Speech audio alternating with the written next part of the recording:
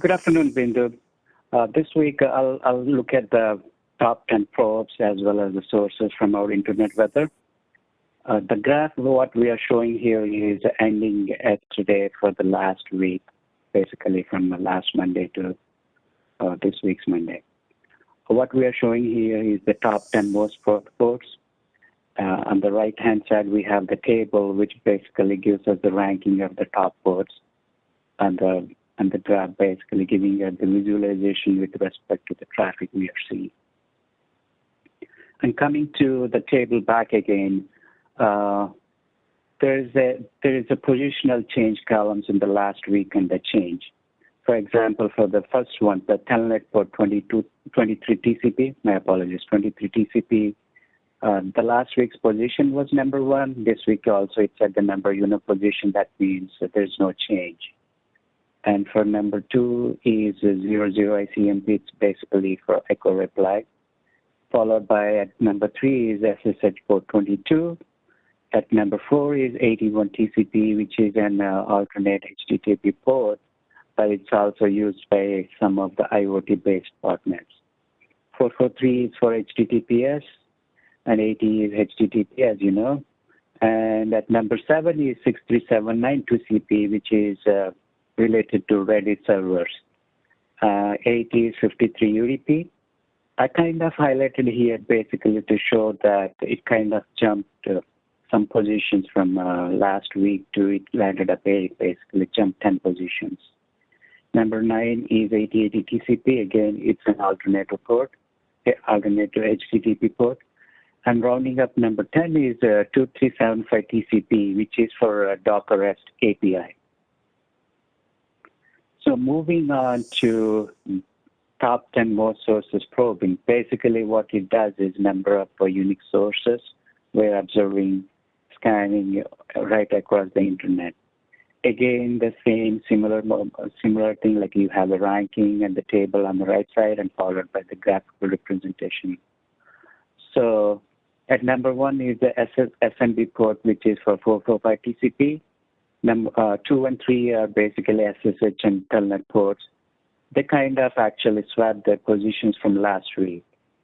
As you can see in the change column, actually 23 dropped 1 position and 22 gained 1 position from last week. 4 and 5, 8291, 8728, these ports are actually, they always seems to be coming together. And there is a reason for that one. Both of these ports are associated with the MikroTik-based devices.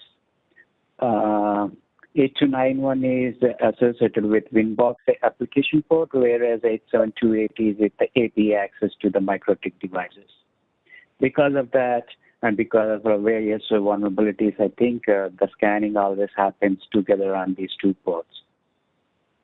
6 and 7 are related to HTTP and HTTP alternate ports. Number 9 is 555 TCP, which is again for Android debug bridge. That's a known port, and it's also very popular with various botnets. And there's no surprise basically seeing these ports coming up in the top 10. And rounding up, number 10 is 1433, which is for MS SQL. Moving on, looking at the most probed ports, basically these are the next 10 in the sense, 11 to 20th position of the most probed ports. Here, I'm not going to go through all the list here, but I would like to point to number 13th ranked port here, which is for 5501 TCP. If you look at the last week and change, last week it was at 690th position. And it kind of gained 676 positions to land at this position for this week. That kind of piqued my interest and to see what's really happening in that sport, what is the services running at the sport. I did some analysis and I'll walk you through with some graphs to illustrate what basically it is. The known service with the INO reserve service with 5501 is FCP ADDRS2. This is not the only service it has. It has other services also. I will explain them too in the following slides. Here, I'm showing a graph from your common backbone where basically we observe the traffic and see the trends, right? The way the graph represented is on the x-axis is the timeline. In this case, we're looking at the past 30 days. And on the y-axis is the volume of the scan volume occurring on the backbone on this specific port.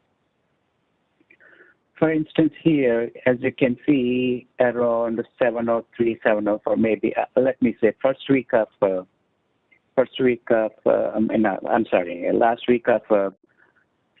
July, as well as starting of this month, there's a little bit of increased scanning activity happening on this port. As you can see here, it occurred for a few weeks and kind of flatlined again, actually, since couple days, actually, it kind of jumped hugely. What it is, basically, at the first instance of first week of August, the Synology said there was some brute force attacks happening against its Synology devices by a botnet called Stealth Worker. Why Synology comes into picture? I'll explain that also. Again, similar graph, but in this scenario, what we are showing is the number of Unix sources in the sense how many number of scanning IPs are involved scanning on this specific port. Again, we are looking at the past 30 days. It seems to be normal, but again, there's a huge jump in the number of the scanners occurring on this port in the past few days. Basically, typically, there were about 30 to 35 scan IPs occurring every day with occasional jump in number of spikes here and there. But if you see in the last few days, it kind of jumped up to 280 scanners. Which is not huge compared to other ports, but still significant amount to cause basically show significant jump in the spike. Moving on to looking at some of our honeypot data as well as what kind of ports are associated, services associated with it. There are other services associated with like hidden file transfer correction. Basically, it's a very old service and most often it's not anymore used, but still there's some services associated with that one. Based on the probes, basically, if you look at this pie chart graph, basically what it is showing is what kind of data we are seeing in our sinkhole.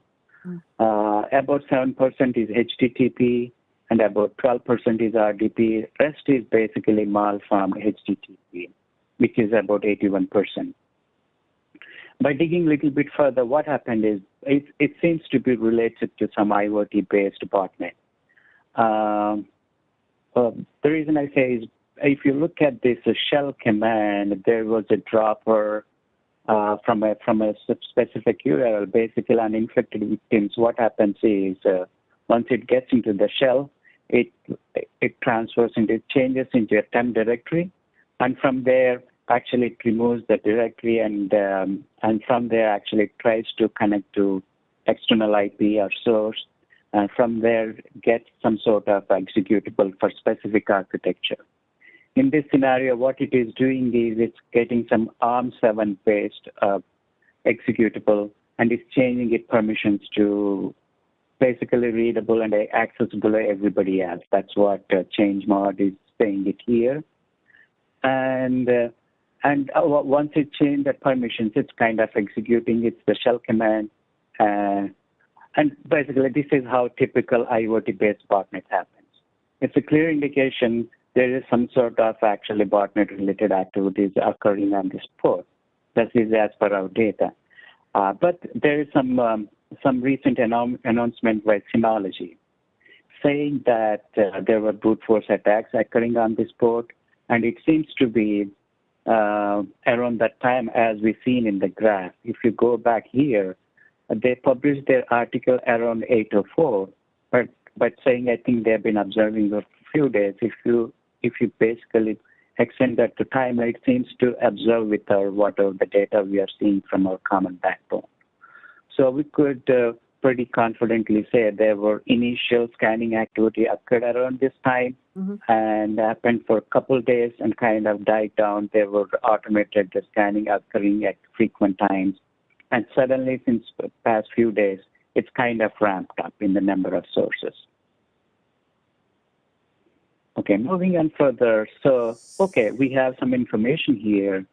Why Synology came into place is actually, this is where I'll explain. Basically, when I'm trying to pivot on 5501 from the Shodan-based analysis, from that analysis, when you're looking at the Facet analysis, basically gives the good breakdown of what kind of OSs, what kind of breakdown it's seeing. It gives that quick overview or snapshot of that what's happening here.